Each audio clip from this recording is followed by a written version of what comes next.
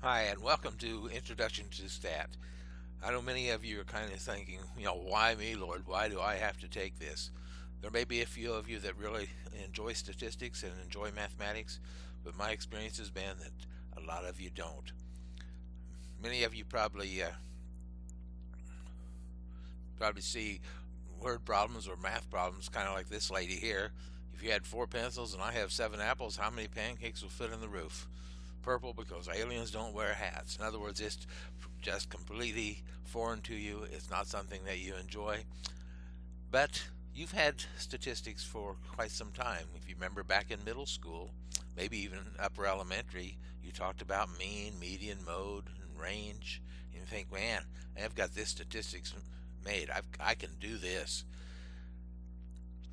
But then something happens. You start looking at the stat book that you just purchased, and you see chi-squared, you see confidence levels, left skewed, right skewed, standard deviation, degrees of freedom, z-table, null hypothesis. You see all of this and you're thinking, man, I can't do this. I really can't do this.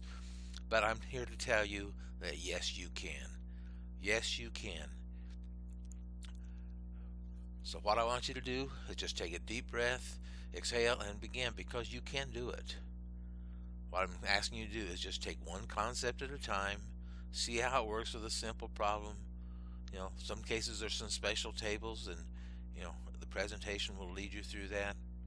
There are some vocabulary words that sometimes become confusing, but that's just like any vocabulary words. It could have been an English class and you had a new vocabulary word, or reading class back in elementary. So, just know that you can do this, and you know, look for some other help. There are some YouTube videos. I will be posting some help sessions, maybe some videos similar to this. Otherwise, just some PowerPoint presentations or just documents showing how you work some of the problems. So keep looking for that. But one of the main things I need to have you concentrate on is you really need to plan and use your time wisely. It's the ones that have really struggled have been ones that maybe waited to the very end of the week to try to get it, and then ran into some technical problems, or ran into some problems understanding it. So here's some suggestions of how you can maybe maximize your probability of success. Each week, you'll notice that it says like week 1 or week 2. So just click on the appropriate week and look at the overview. What are they asking you to do? Just kind of get a general feel. One of the things that in each week that you will have, it'll be the discussions. There'll be like the first week there are 2 discussion questions. Some weeks there's just 1, but many cases those discussion questions are asking for your input or your feeling, or maybe just a little bit of research of looking into a particular topic. Remember, you're posting your response to it. Even if you don't completely understand a particular thing, you can still post your response. That response needs to be in by Thursday. And then by the end of the week, you're responding to 2 others. This is probably the easiest points that you can get. This is, in fact, undoubtedly the easiest points you can get is by doing the discussions in an appropriate time. So make sure you do that. But while you're doing that, also look at the other parts of this assignment, and one of these things is the presentation. The presentation is laid out so that it's interactive at certain points. It gives you a chance to see if you're understanding the concept. I've had many students tell me, and I personally, I think if I was taking the course, I would probably follow this line. I would use the presentations over the textbook. I would use the textbook more as a resource if I was just learning statistics, because the book can be kind of overwhelming. And I mean, it's a well done book. It's very professionally done, and it's geared toward understanding statistics. But the presentation really helps guide you much better, I think, than the book will. Then you do the assignment. Now, historically on this class assignments, some people don't do super well, some of them do well. If you're having real problems with it, I can offer you some suggestions. I will in some cases put up some solutions to certain problems. But make sure you do that and try your best on it. And then the quiz, and the quiz is, I said the assignment was for some people didn't do too well. The assignment I can can give you some second chances on the quiz. Hopefully you'll understand it, but don't be disappointed if you don't do super well. I've had students that get all 10 questions. I've had some that get maybe 2 or 3. But knowing that if you pick up some points there are some ways to pick up some bonus points, and we'll talk about that in just a minute. And one of those places, each week, just check out the weekly summary. There may be some comments that I've made there toward the tail end of the week, or it may be a bonus question. There are 2 or 3 times that I will put a bonus discussion question for you to do, or a bonus where you just put something into the Dropbox for me. Don't minimize that, because that can help you pick up some points that you might have missed otherwise.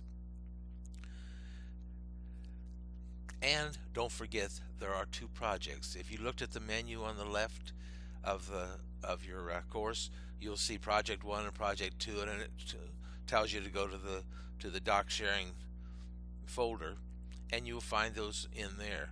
Those projects are available to start at any time. Project 1 is due by the end of week 4, and you really can do this right away. You don't have to have a big understanding of statistical terms to understand what the research study was about. And what you're doing is just reviewing that research that's listed and talking about what that means to you and what it tells you. So you don't have to do a lot of have a lot of statistic knowledge to do that. There is a bonus for an early turn-in, so again, try to pick up the extra bonus points for that. Project 2 does require more statistical concepts. Project 2 will mean that you'll have to kind of analyze it. There is a table that leads you through this, and you will just fill out answers to that table. What was the title? Where did you find it? You are picking a research study of your own, so it can be geared to something that you really enjoy. But notice that that's due by Thursday of week 7, and then you will post your abstract of that study in the weekly summary, and again, that's some bonus points as well. But above all, I want you to remember this, and I'll probably tell you several times during the course. This is Introduction to Statistics, not Mastery of Statistics. You aren't expected to be a great statistician when you get done with this course. You're here to learn more about statistics in general. You're recognizing components of a quality study, and also with that line, you're recognizing those that aren't quality as well. So you become a better consumer of research findings, and that's our real goal right there. You're learning more about statistics. You're becoming a better consumer of statistics. And for some of you that maybe really enjoy it, maybe this will be the start of a whole new aspect of your life in terms of statistical studies, and maybe becoming involved in them. But even if not, when you're doing your work, some of people are in health fields, and they look at this and say, oh, I understand that statistics a little better about what they're talking about.